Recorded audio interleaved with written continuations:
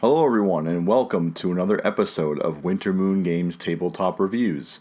My name is Chris and today I am reviewing and previewing Animal Kingdoms, a new game by Galactic Raptor Games, coming soon to Kickstarter. You'll notice today that I have my trusty sidekick, the koala bear.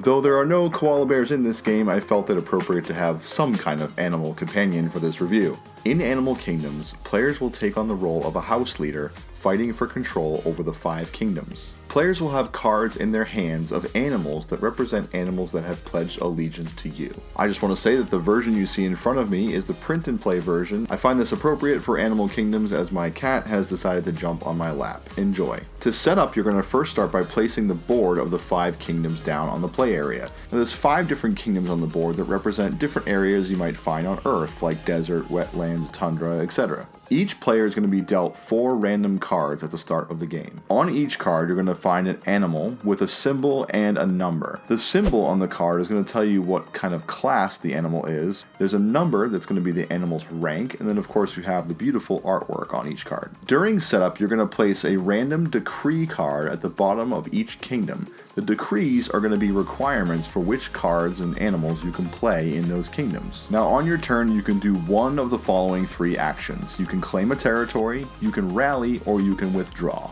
To claim a territory, you're going to first look at the decree on the kingdom you wish to play a card in. You're going to take a look at what cards you have in your hand. As long as you follow the decree, you can play a card there. For instance, over in this kingdom, the decree requires a deer and an insect symbol. Since I have an insect symbol in my hand, I can place an insect card right beneath the kingdom. Once I do that, I will take a cube matching my color and I will place it on one of the territories on that kingdom. Each kingdom has a different number of territories on it that you can claim with your cubes. Once I've taken my action, my turn is over and it's the next player's turn. Let's say turn comes back to me and I don't really have a lot of options to claim territory. What I can do is something called Rally. Rally lets me discard 1 to 4 cards in my hand, draw back up to 4, and then move my score tracker up 1 point. So you don't really get to claim a territory this round, but you get to replenish your hand.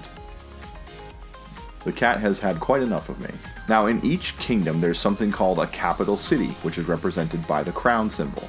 The capital city cannot be claimed by any player until it's the final territory in that kingdom. For instance, if I've managed to place all of my cubes in all the territories in this kingdom, if I get a chance, I can play another card in this kingdom and claim the capital city. Now, claiming a capital city will immediately force me to withdraw. When I withdraw, I will take one of the first to withdraw tokens that I would have randomly chosen at the beginning of the game, and I will take it face down to my side of the table. I do not look at these until the very end of the game. They will award me a certain number of points when the game is complete. Once a player has withdrawn, that's going to basically trigger the end of the first round, or what this game calls the age. At the end of 3 ages, the game will be over. Once all players have withdrawn from the age, you're going to go ahead and calculate your scores for that age. To do this, you're going to start with the kingdom that has the least amount of territories in it, and you're going to go clockwise, just calculating and figuring out who has the most influence cubes in each kingdom. For example, in this territory, the red clearly has the most influence. Therefore, they win this kingdom first place, and they're going to take the number on the far left of that kingdom to their side of the table. This is their victory points. They will immediately award themselves that number of victory points on the score mat. The player who ranks second place in that kingdom gets 3 points, and the player who came in third gets 1 point. If any 2 players were tied for first place for control of the kingdom, they may battle each other for victory over that kingdom. Once you have completed the scoring and you've finished age 1, you're now ready to move into the second age. You're going to discard all of the animal cards that are underneath the kingdoms right now, and you're going to move them into the discard pile. You're going to take all the decrees that were on the kingdoms as well, and you're going to discard those. You're going to place 5 new decrees, 1 on each kingdom for the next age.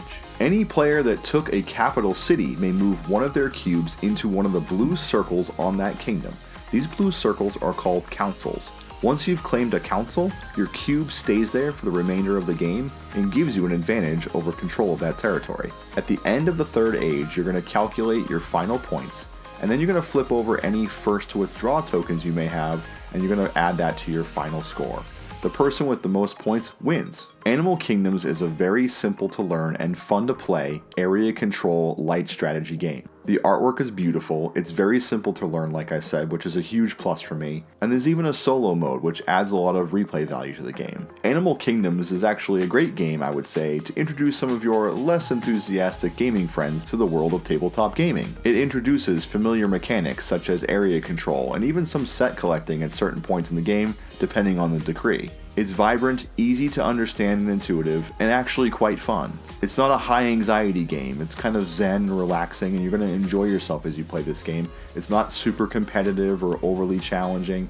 You're not going to have people, cutting each other's throats and whatnot. So for some people who don't like those kinds of games, this is definitely the game for you. Thank you to those of you at Galactic Raptor Games for the opportunity to review Animal Kingdoms. All that to be said, I'm going to go ahead and give Animal Kingdoms 4 out of 5 moons, simply because of the fact that it's easy to learn, pick up, and play, and it has beautiful artwork. So be sure to check out other Winter Moon Games reviews and previews at wintermoongames.com/reviews. Find me on your social media platform of choice, Twitter, Facebook, Instagram.